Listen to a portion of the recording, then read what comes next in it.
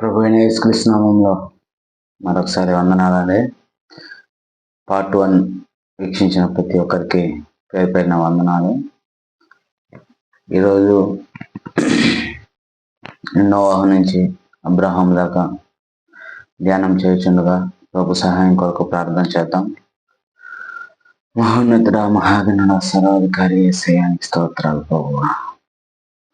రాజా, నీకే వేలాది కోట్లాది స్తుతులు స్తోత్రం తండ్రి. రాజా యేసయ్య, ఇంతవరకు మాకు తోడున్న విధానం బట్టి నీకు స్తోత్రాలు ప్రభువా. రాజా, నీకే వేలాది కోట్ల స్తుతులు స్తోత్రం తండ్రి. రాజా యేసయ్య, ఇంత గొప్ప అవకాశాన్ని మాకు ఇచ్చిందని బట్టి నీకు స్తోత్రాలు. మహోన్నతుడ, మహాగణుడ, సర్వాధికారి యేసయ్యానికి స్తోత్రాలు స్తోత్రాలు స్తోత్రాలు. రాజా యేసయ్య, ఈ వీడియో ప్రారంభం నుంచి ప్రభు యేసయ్య అంతం వరకు మీ కృప మాకు తోడు నడిపించండి. మీ ప్రభావాన్ని మాకు సహాయం చేయండి. రాజా యేసయ్య, ఎంతమంది అయితే వీక్షిస్తున్నారో ప్రభు అందరికీ ఉపయోగకరంగా ఉండేలాగా సహాయం చేయండి. మీరే తోడు నడిపించమని మా ప్రియ రక్షకుడైన యేసుక్రీస్తు నామమున అడుగుకుంటున్నాం తండ్రి. ఆమేన్. మరొకసారి ప్రభు అయిన యేసుక్రీస్తు నామములో వందనాలండి. గత వీడియోలో ఆదాము నుంచి నోవహు దాకా ఎన్ని సంవత్సరాలు అనేది తెలుసుకున్నాము. ఇప్పుడు నోవహు నుంచి అబ్రహాం దాకా కాల పరిమితి ఎంతవరకు, అంటే టైం లైన్ ఇంగ్లీష్లో అయితే, తెలుగులో అయితే కాల పరిమితి ఎంతవరకు అయింది అనేది తెలుసుకున్నాము. అయితే నోవహు మనకి గత వీడియోలో చెప్పినట్టే నోవహు 500 ఏళ్ళు గలవాడే షేమును, హామును, యాపేతును కన్నాడండి. తర్వాత వీళ్ళ ముగ్గురులో దేవుడు ప్రధానంగా షేముని ఎన్నుకున్నాడు. షేముని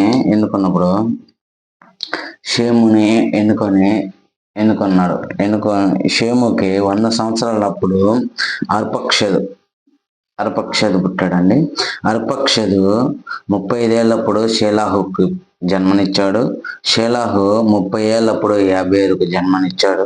యాబేరు 34 ఏళ్ళప్పుడు పెలేగుకు జన్మనిచ్చాడు. పెలేగు 30 ఏళ్ళప్పుడు రాయుకు జన్మనిచ్చాడు. రాయు 32 సంవత్సరాలప్పుడు సెరూగుకు జన్మనిచ్చాడు. సెరూగు నాహోరుకు 30 సంవత్సరాలప్పుడు నాహోరుకు జన్మనిచ్చాడు. నాహోరు 29 సంవత్సరాలప్పుడు తెరాహుకి జన్మనిచ్చాడు. తెరాహు 70 సంవత్సరాలప్పుడు అబ్రహాము, నాహోరు, హారాను అనే 3 వ్యక్తులకి జన్మనిచ్చాడండి.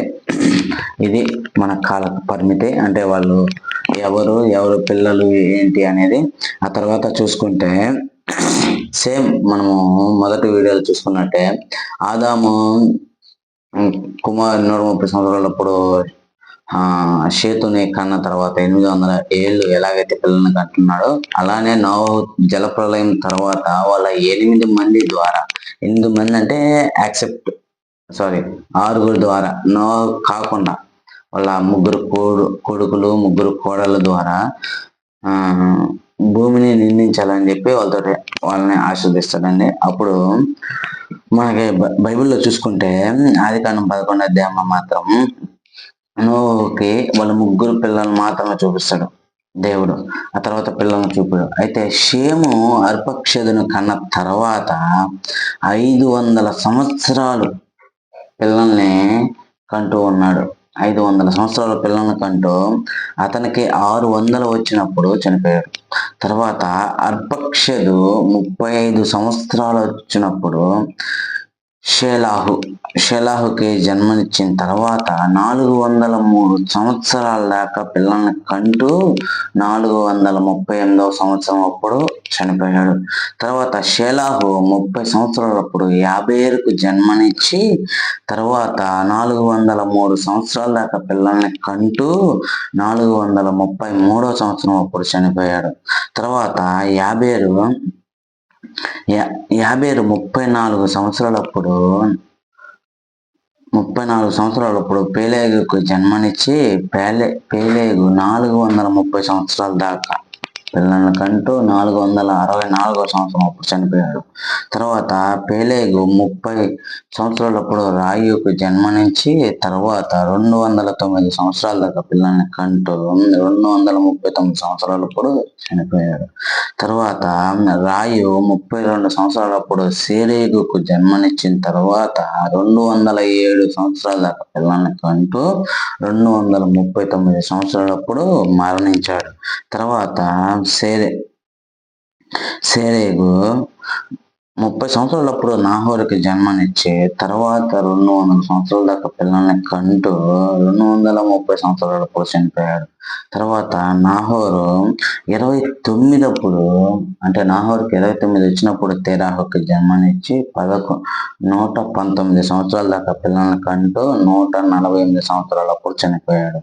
తెరాహు 70 సంవత్సరాలప్పుడు అబ్రహాము నాహోరు హారానికి జన్మనిచ్చి 205 సంవత్సరాలప్పుడు చనిపోయాడు.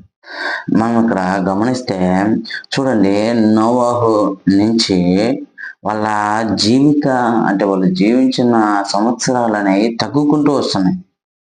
ఎందుకు నేను గత వీడియోలో చెప్పాను కదా, పాపం విస్తరిస్తుంది. కానీ ఎక్కడ, ఎందుకంటే దేవుడు ఒక వాక్యం చదువుతా చూడండి బైబిల్ గ్రంథం నుంచి, ఎందుకు వాళ్ళ జీవిత పరిమితి తగ్గుతూ వస్తుందంటే ఒక వాక్యం చదువుతున్నాను చూడండి. ఆదికాండము 6వ అధ్యాయంలో ఒక మాట ఉంటుందండి. ఏమని ఉంటుందంటే, నరులు భూమి మీద విస్తరింపనారంభించిన తరువాత కుమార్తెలు వారికి పుట్టినప్పుడు, నరులు భూమి మీద విస్తరించినప్పుడు పిల్లలు పుట్టారంట. అంటే ఇది ఎప్పుడంటే నోవాహు జలప్రళయానికి ముందు అనమాట. అయితే వారికి పుట్టినప్పుడు దేవుని కుమారులు అంటే దేవదూతలు అనుకుంటాం మనం, కాదు. దేవుడు ఎన్నుకున్న వంటి వ్యక్తులు. ఏది మనం మొదటి వీడియోలు చూసుకున్నాం కదా, వాళ్ళు కొంతమంది కాలర్స్ దేవదూతలు అంటారు. ఓకే, దానికి నో ప్రాబ్లం. కానీ మనము ఎలా తీసుకోవాలంటే దేవుణ్ణి ఎరిగిన వాళ్ళు. దూతలకి అంటే శారీరక ఆకృతి ఉండకపోవచ్చు. శరీర ఆకృతి అంటే మీరు మళ్ళీ తప్పుగా అనుకోవద్దు, సైన్స్ బట్టి నేను చెప్తాను. నేను అంటే వాళ్ళకి కళ్ళు లేవా, ముక్కు లేవా అన్నది నేను చెప్పట్లేదు. వాళ్ళకి రీప్రొడ్యూషన్ వాల్యూస్ ఉండవు అనమాట, అది నేను చెప్తున్నా. అయితే దేవుని కుమారులు నరుల కుమార్తెలు చక్కని వారని చూచి వారందరిలో తమకు మనసుకు వచ్చిన స్త్రీలను వివాహం చేసుకునేది. వాళ్ళకు మనసు వచ్చిన వాళ్ళందరినీ వివాహం చేసుకున్నారంట. ఎవరు? దేవుణ్ణి ఎరిగిన వంటి వ్యక్తులు దేవుణ్ణి ఎరగని వంటి స్త్రీలను వివాహం చేసుకున్నారంట. అందుకని చెప్పి దేవుడు ఏమంటున్నాడు, అప్పుడు యెహోవా, ఎప్పుడు వాళ్ళు వివాహం అంటే ఒక తరము కలుషితం అయిపోయింది అప్పటికి. అంటే దేవుణ్ణి ఎరిగిన వాళ్ళు దేవుణ్ణి ఎరగని వాళ్ళు వివాహం చేసుకున్నప్పుడు ఎలా చెప్పాలంటే సంకర్ జాత ఒకటి అనేది వచ్చేసింది అనమాట. అప్పుడు యెహోవా, నా ఆత్మ నరులతో ఎల్లప్పుడూ వాదించదు, వారు తమ అక్రమము విషయంలో నరమాత్రులై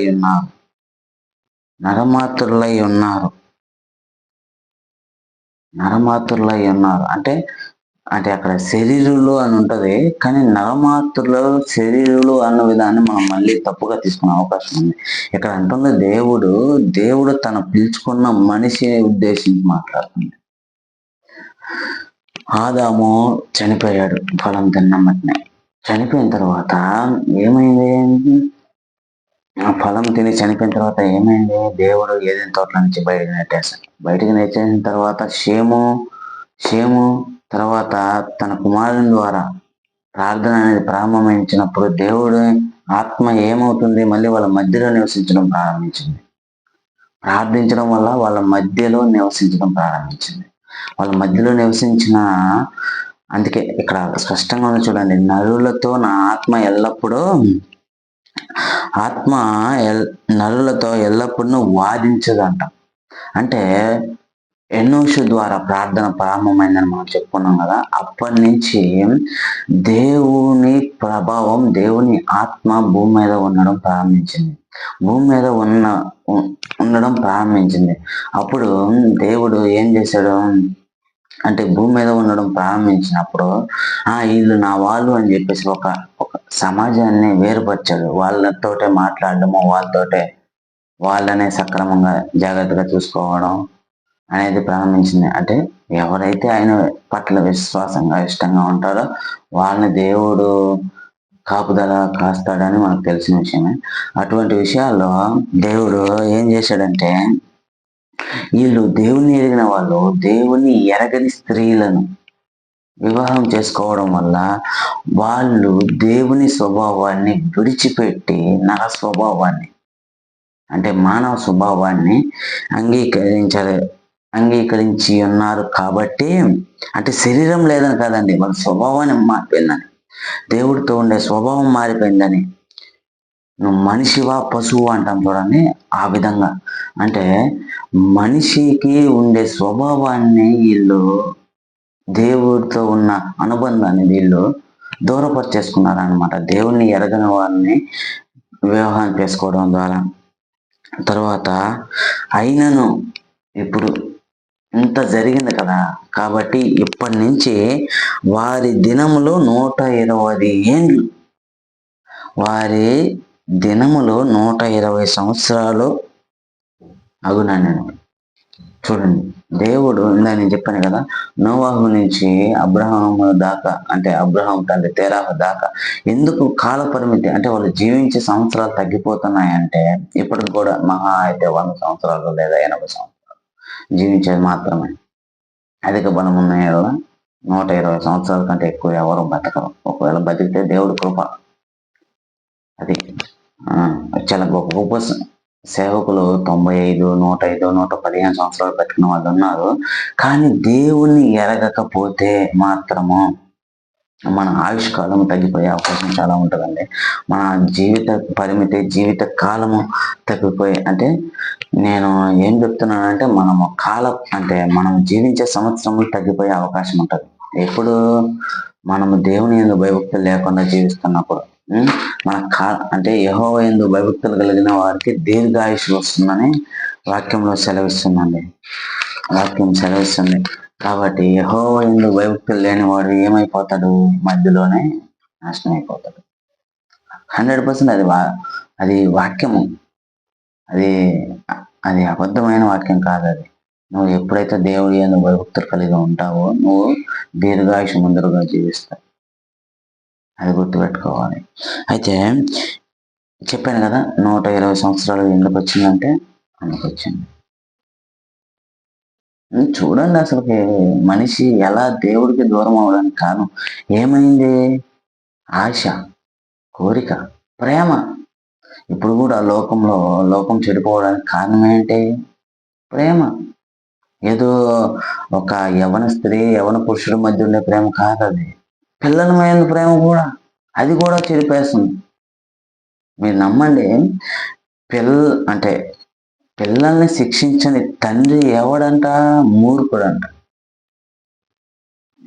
పిల్లల్ని శిక్షించకపోతే ఏమైపోతుంది? పిల్లవాడు తప్పిపోతాడు. దానికి కారణం ఎవరు? తల్లిదండ్రులే. మీకు అంతగా అనుమానంగా ఉంటే యెహెజ్కేలు ఒక మాట చదివిస్తాను చూడండి. యెహెజ్కేలు ఒక మాట ఉంటుంది. యెహెజ్కేలు 3వ అధ్యాయంలో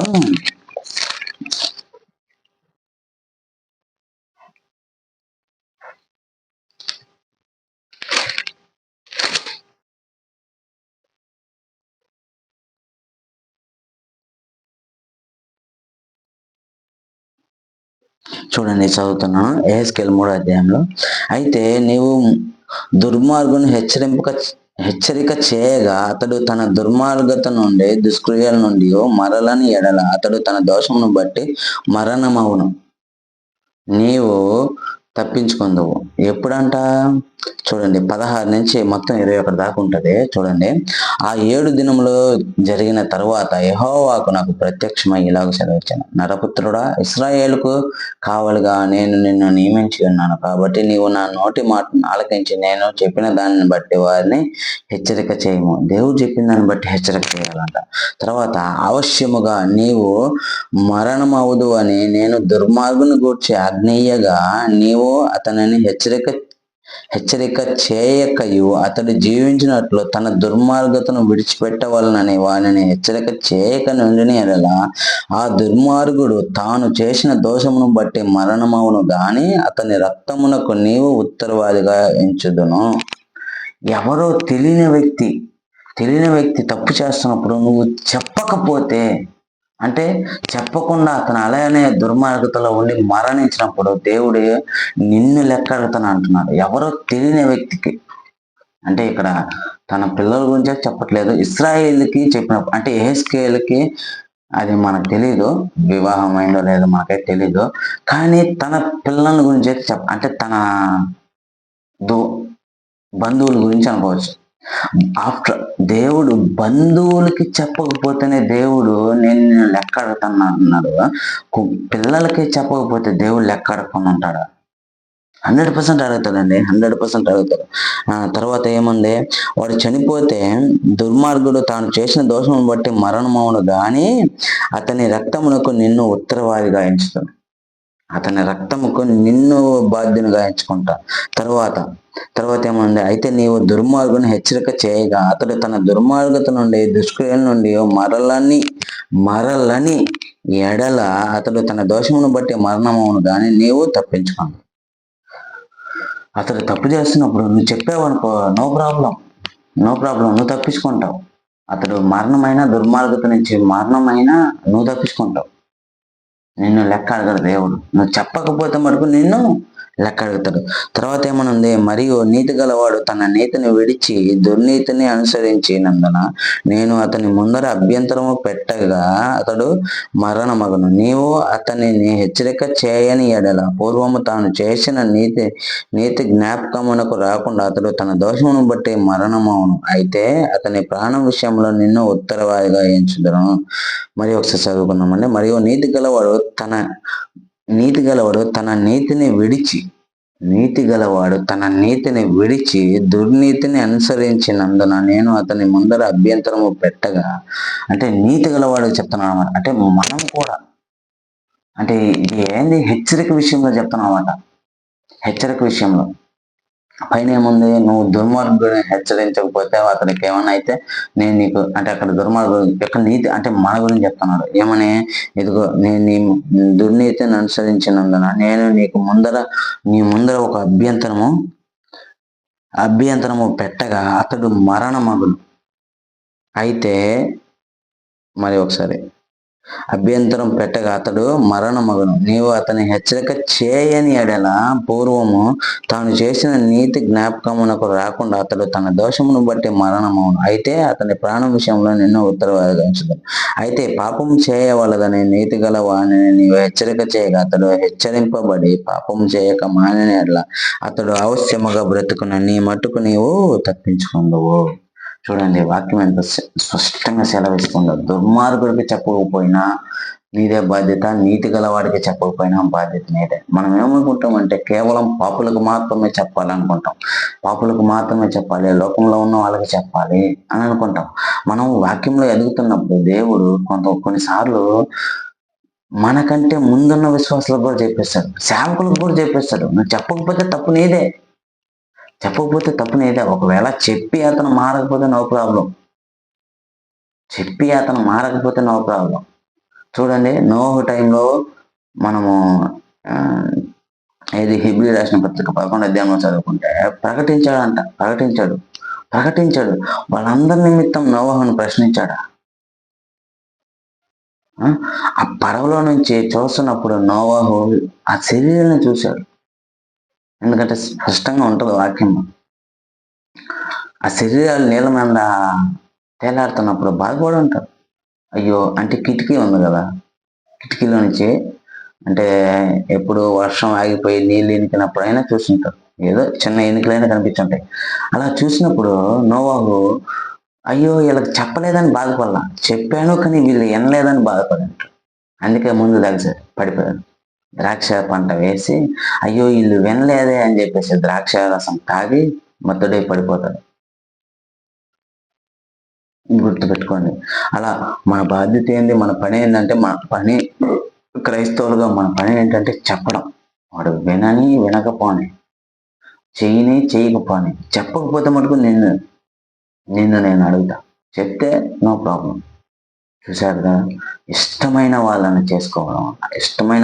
చేసుకోవడం వల్ల ఏమైంది, తను జీవించే సంవత్సరాలు తగ్గిపోయాయి.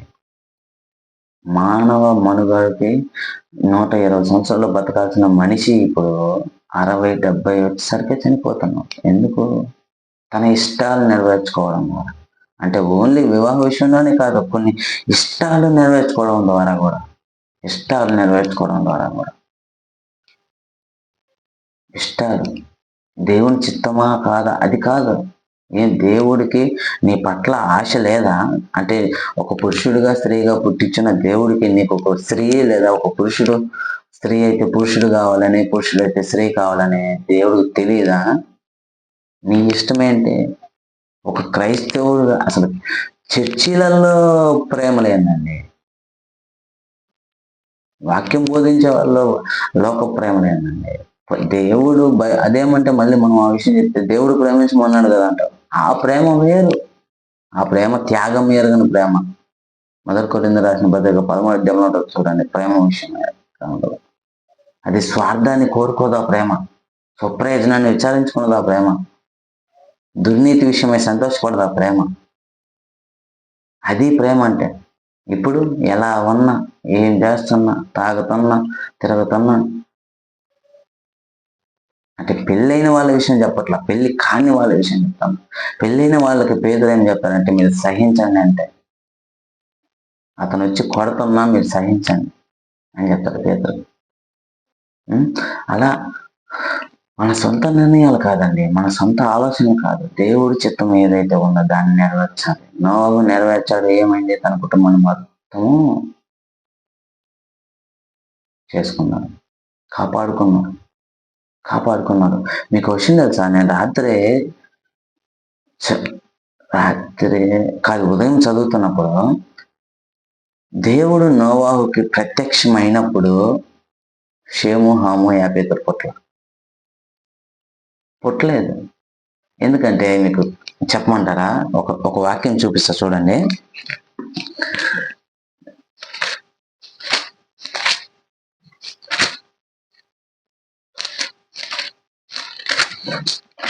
ఆదికాండం 11వ అధ్యాయంలో, ఆదికాండం 11వ అధ్యాయము 10వ వచనంలో ఇలా ఉంటది.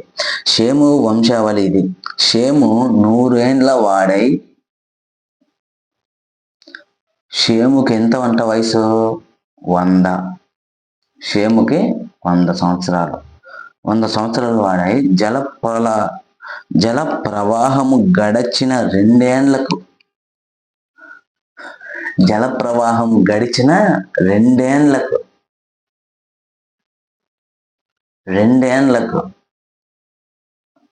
అంటే అప్పుడు జల ప్రవాహం వచ్చినప్పుడు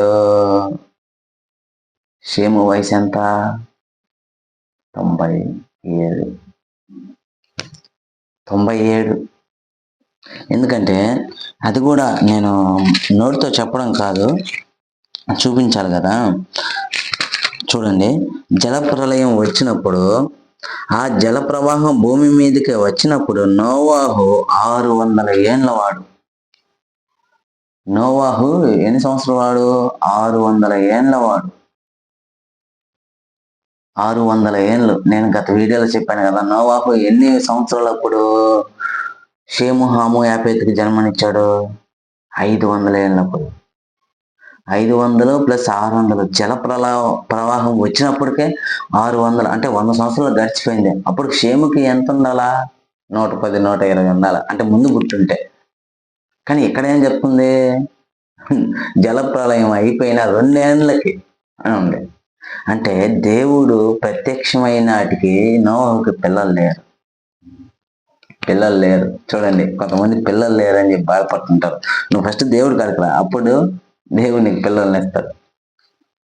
నోవాహు 500 సంవత్సరాల దాకా పిల్లలు లేరు. నోవాహుకి ఎప్పుడైతే దేవుడి స్వరం విని దేవుడికి లోబడి దేవుడు మాట చేయడానికి ప్రారంభించాడో, పడవను కట్టడానికి ప్రారంభించాడో, అప్పుడు పిల్లలు పుట్టడం ప్రారంభించారు. ఫస్ట్ యాపేతు, తర్వాత షేము, తర్వాత హాము, అలా ముగ్గురు ప్రారంభించారు.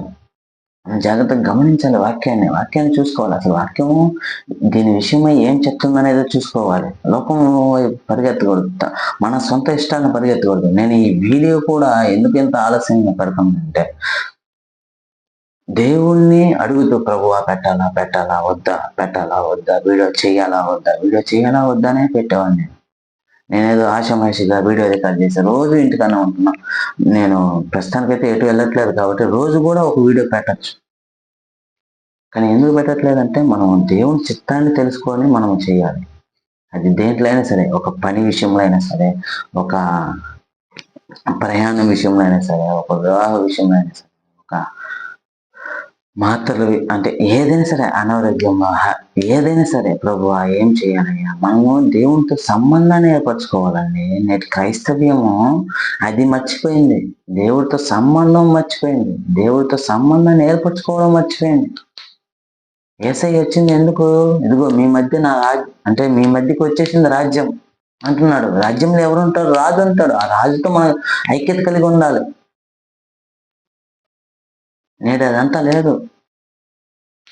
ఏదో వస్తున్నారు, ఆదివారం కదా చర్చికి వెళ్ళాలి, కంపల్సరీ వెళ్ళకపోతే మళ్ళీ బాగుండదు అన్నట్టు అయిపోయారు. దేవుడి పట్ల విశ్వాసంగా జీవించడం లేదు. దేవుడితో సహవాసం లేదు. అసలు సంఘాలతో సహవాసం అయిపోయింది. ముందు నువ్వు దేవుడితో సహవాసం చేయి, తర్వాత సంఘం. ఆ సంఘం కాకపోతే వేరే సంఘం అయితే నీ దగ్గరలో ఎక్కడ ఉంటే అక్కడికి వెళ్తావు. దేవుణ్ణి ఎరిగిన వాడు డినామినేషన్ చూడడు. హోసన్నా అని చూడ్డు, హెబ్రోన్ అని చూడ్డు, పెంతెకోస్తు అని చూడ్డు. దేవుడి సంఘాలు అవి. మీకు తెలుసా? నేను అన్నిటికీ వెళ్తా. కావనెంట్కి వెళ్ళాను నిన్న ఆదివారం. సెవెంత్ డే చర్చికి వెళ్తా. నేను పెంతెకోస్తుకు వెళ్తా, హెబ్రోన్కి వెళ్తా. మా అమ్మ హెబ్రోన్ విశ్వాసి. హెబ్రోన్కి వెళ్తాను, ఇక చూస్తే పెంతెకోస్తుకు వెళ్తాను. అన్ని దిక్కుల విశ్వాసులు ఉన్నారు. విశ్వాసం లేదనట్లా, కానీ ఎందుకు హద్దులు పెట్టుకుంటున్నారు అన్నది నాకు అర్థం కావట్లేదు. అలా హద్దులు పెట్టుకోమని దేవుడు ఎప్పుడు చెప్పలా. దేవుడు ఏమంటున్నాడు? నా వైపు చూడండి, మొదట నా రాజ్యంలో నా నీతిని వెతకండి. ఆయన రాజ్యాన్ని, ఆయన నీతిని వెతకాల. అప్పుడు సమస్తం నీకు సమకూడతాయి. ఏదో నీ సొంత ఇష్టాలు, నీ సొంత చిత్తాలు చేసుకుంటే కాదు. ఆయన రాజ్యము, ఆయన నీతి అంటే ఏమిటి?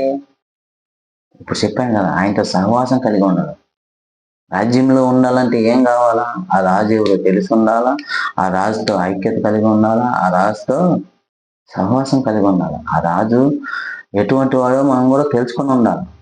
అది సహవాసం కలిగి ఉండడం అంటే. రాజుతో రాజ్యాన్ని వెతకడం అంటే అది. రాజ్యాన్ని వెతికి మొదట నా రాజ్యంలో నా నీతిని వెతకండి అంటున్నాడు ఆయన. మొదట రాజ్యాన్ని వెతుకు. అదే రాజ్యం, పరిశుద్ధ రాజ్యం, పరలోకపు రాజ్యం. భూమి మీద కూడా దేవుడు ఏర్పాటు చేస్తాడు. అలా వెతికిన తర్వాత ఏమంటున్నాడు? నీతిని వెతుకుడు అంటాడు. రాజ్యాన్ని వెతకాలా, నీతిని వెతకాలి. గమనించండి, ఇకనైనా తెలుసుకోండి. వాక్యం ఏం సెలవిస్తుందో తెలుసుకోండి. సంఘం ఏం చెప్తుందో కాదు, వాక్యం ఏం చెప్తుందో ముఖ్యం. కొంతమంది వాక్యానుసారంగా సంఘాలు నడిపే వాళ్ళు ఉన్నారు. వాళ్ళని అనట్లా నేను.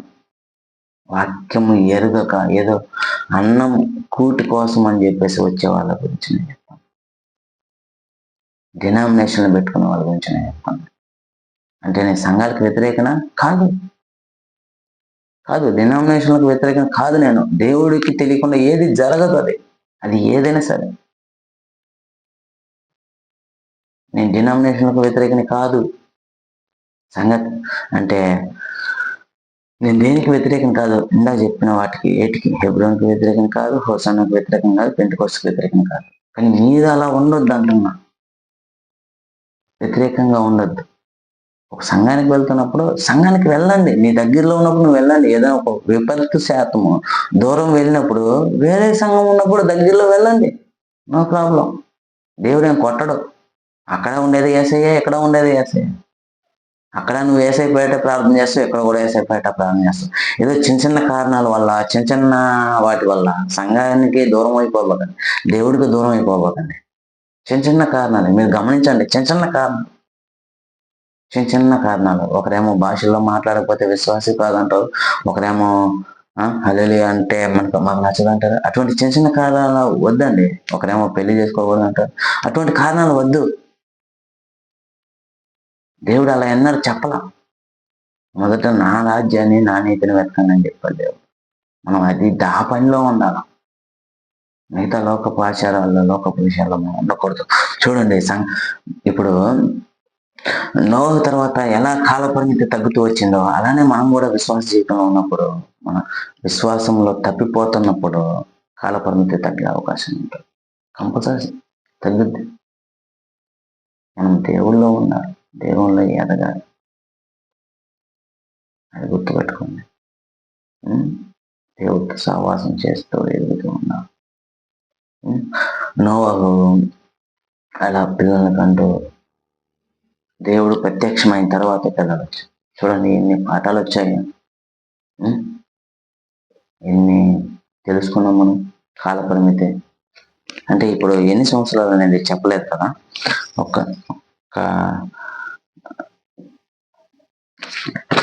అంటే మొత్తము